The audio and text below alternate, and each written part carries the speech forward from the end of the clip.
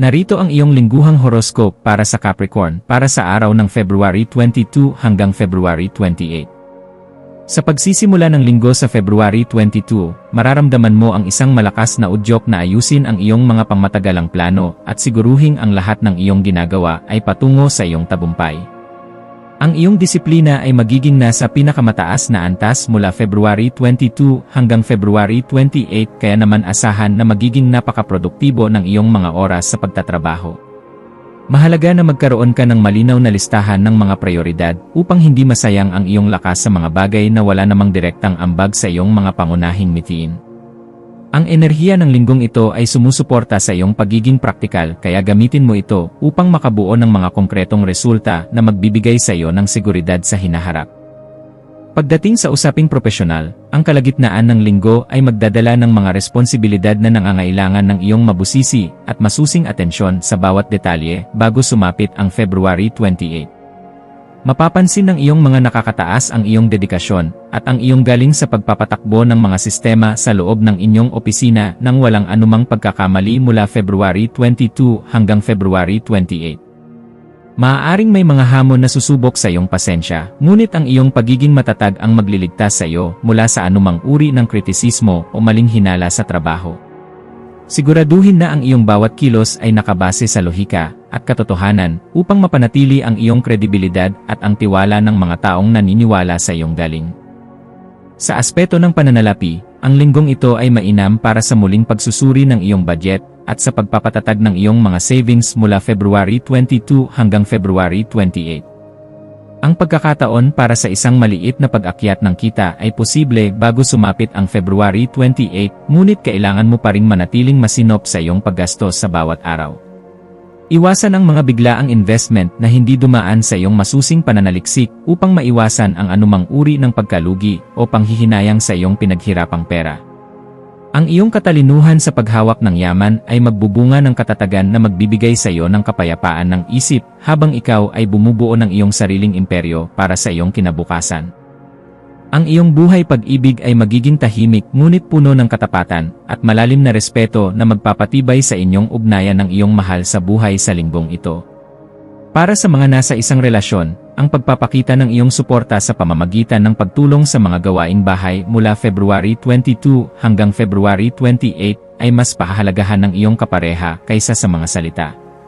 Mahalaga na magkaroon kayo ng tapat na usapan tungkol sa inyong mga plano upang masiguro na kayo ay nasa parehong pahina sa inyong paglalakbay bilang magkapareha sa buhay. Para sa mga single, ang iyong pagiging maayos at mapagkakatiwalaan ay makaakit ng mga taong naghahanap ng isang matatag na relasyon na nakabase sa tapat na pag-unawa at malasakit. Sa larangan ng kalusugan, kailangan mong bigyang pansin ang iyong mga tuhod at buto sa pamamagitan ng pagkain ng mga pagkaing mayaman sa calcium at paggawa ng mga tamang ehersisyo. Ang pagkakaroon ng sapat na pahinga mula February 22 hanggang February 28 ay makakatulong upang maiwasan ang anumang pakiramdam ng pagkapagod o panghihina ng iyong resistensya sa bawat araw. Subukang gawin ang mga aktibidad na nagpapakalma sa iyong isipan gaya ng pagbabasa o pakikinig sa instrumental na musika upang maalis ang tensyon na dulot ng iyong trabaho. Ang sapat na tulog ay huwag mong ipagkait sa iyong sarili dahil ang iyong katawan ay nangangailangan ng panahon upang muling mabuo ang lakas na iyong ginagamit sa bawat laban. Maging maingat sa pakikipag-ugnayan sa iyong pamilya dahil ang iyong pagiging masyadong seryoso ay maaaring magparamdam sa kanila ng kawalan ng sigla o labis na pressure sa loob ng tahanan. Ang paglaan ng dekalidad na oras mula February 22 hanggang February 28 para sa iyong mga mahal sa buhay ay magsisilbing paraan upang mapanatili ang harmonya sa inyong pamamahay. Magpakita ng malasakit sa mga maliliit na pangangailangan ng iyong pamilya at huwag kalimutang iparamdam sa kanila na sila ang iyong tunay na inspirasyon sa likod ng iyong sipag. Ang isang matatag na ugnayan sa pamilya ay magbibigay sa iyo ng kailangang suporta upang mas pagbutihin pa ang iyong mga gawa at mithiin para sa kanilang magandang buhay. Pagdating sa iyong mga kaibigan, asahan ang mga imbitasyon para sa mga seryosong pag-uusap o pakikipagtulungan sa mga proyektong may kinalaman sa trabaho mula February 22 hanggang February 28. Ang iyong mga kaibigan ay tinitingala ka dahil sa iyong karunungan at sa iyong pagiging mapagkakatiwalaan sa lahat ng aspeto ng inyong pagsasama sa mahabang panahon. Maging maingat lamang na huwag masyadong maging mapanghusga sa mga pagkakamali ng iba upang hindi kalayuan ng mga taong tunay na nagmamahal sa iyong pagkatao. Ang pakikipag-ugnayan sa mga taong may parehong hilig sa kaayusan at disiplina ay magbibigay sa iyo ng karagdagang motibasyon upang lampasan ang iyong sariling mga limitasyon sa bawat araw. Ang iyong espiritual na buhay ay nangangailangan din ng pansin, kaya maglaan ng oras para sa pagninilay tungkol sa iyong mga nagawa at sa iyong mga nais pang marating mula February 22 hanggang February 28. Ang paglalaan ng oras sa katahimikan para sa pananalangin ay magbibigay sa iyo ng kaliwanagan sa mga desisyong kailangan mong gawin para sa iyong ikabubuti sa hinaharap. Pasalamatan ang universo sa lahat ng mga pagsubok na nagpatibay sa iyong kalooban at sa mga tagumpay na nagbigay ng bunga sa iyong walang sawang pagsisikap at dedikasyon. Ang pananalig sa mas mataas na kapangyarihan ay magsisilbing iyong angkla sa mga panahong nararamdaman mo ang bigat ng mundo sa iyong mga balikat sa trabaho. Sa aspeto ng iyong mga libangan, subukang gawin ang mga aktibidad na nangangailangan ng focus gaya ng pag-aayos ng mga kagamitan sa bahay o pag-aaral ng mga bagong teknolohiya mula February 22 hanggang February 28.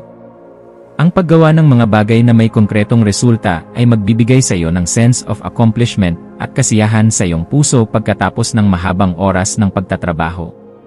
Maaari mo ring subukan ang pag-aayos ng iyong mga personal na koleksyon na makakatulong upang lalong lumalim ang iyong pagpapahalaga sa mga bagay na iyong pinaghirapan sa nakalipas na mga taon. Ang iyong mga hobby ay dapat magsilbing pahinga mula sa iyong mga obligasyon, kaya huwag itong gawing isa pang trabaho na magdadala sa iyo ng dagdag na stress. Maging mapagmasid sa iyong paligid dahil maaaring may mga oportunidad na dumating sa paraang hindi mo inaasahan habang ikaw ay abala sa iyong mga regular na tungkulin mula February 22 hanggang February 28. Ang iyong intuition ay magiging gabay mo sa pagpili ng landas na tunay na magdadala sa iyo sa tagumpay at sa iyong inaasam na kapayapaan sa iyong buhay. Huwag hayaang ang takot na mabigo ay humadlang sa iyong pag-unlad dahil ikaw ay sadyang ginawa para malampasan ang mga matatayob na bundok ng mga pagsubok sa mundong ito. Ang bawat hakbang mo ay dapat na may kasamang matibay na paninindigan at tiwala sa iyong sariling galing na napatunayan mo na sa maraming pagkakataon sa iyong buhay.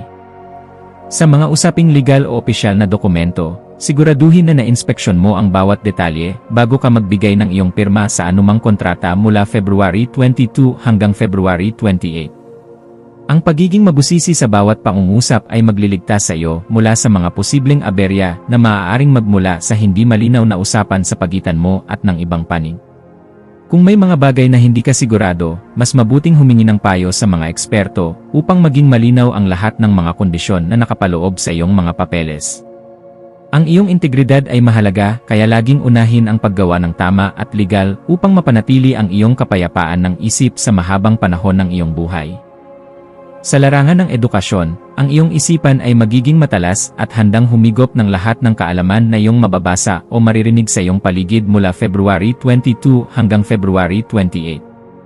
Ang paglahok sa mga talakayan sa paaralan ay magbibigay sa iyo ng bagong perspektibo na magagamit mo sa iyong pag-unlad bilang isang mahusay na estudyante o profesional sa trabaho.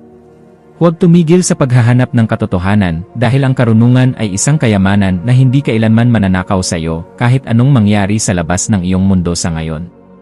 Ang iyong pagnanais na matuto ay magbubukas ng maraming pinto para sa iyong kinabukasan, kaya samantalahin ang bawat pagkakataon na madagdagan ang iyong mga kasanayan sa linggong ito. Sa aspeto ng paglalakbay, maaaring may isang biyahe na may kinalaman sa iyong trabaho o sa pag-aayos ng mga mahahalagang papeles sa ibang lugar mula February 22 hanggang February 28. Ang pagbabago ng tanawin ay makakatulong upang ma-reset ang iyong isipan at mahanap ang bagong solusyon sa iyong mga problema sa araw-araw na gawain sa opisina.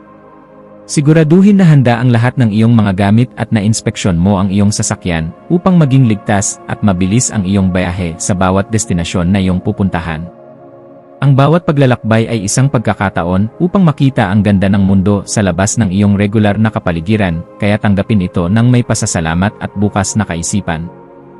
Maging tapat sa iyong sariling mga limitasyon at huwag mong piliting gawin ang lahat ng sabay-sabay dahil ang iyong katawan ay may hangganan din sa paggawa ng obligasyon mula February 22 hanggang February 28.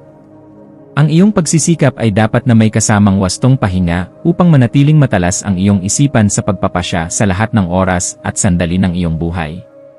Ang bawat tagumpay na iyong nakakamit ay bunga ng iyong sakripisyo, kaya huwag mong kalimutang i-enjoy ang mga sandaling ikaw ay nasa rurok ng iyong bawat nagawang proyekto. Manatiling mapagpakumbaba sa gitna ng mga papuri at laging isaisip na ang tunay na lakas ay nagmumula sa isang pusong handang tumanggap ng mga bagong aral sa bawat hakbang.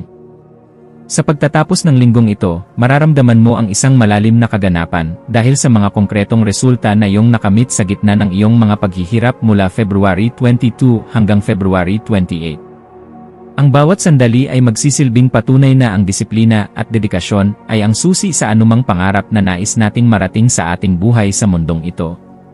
Huwag kalimutang magpasalamat sa universo sa pagbibigay sa iyo ng tatag ng loob na hindi sumuko sa kabila ng mga matitinding hamon na iyong pinagdaanan sa buong linggo. Handa ka na ngayong harapin ang susunod na linggo ng may mas matibay na pundasyon at may isipang handang sumabak muli sa pagbuo ng iyong magandang kinabukasan at seguridad. Ang maswerteng numero para sa iyo sa buong linggong ito ay 8, habang ang kulay na madilim na asul ang magdadala sa iyo ng dagdag na swerte at proteksyon sa lahat ng iyong mga gagawin.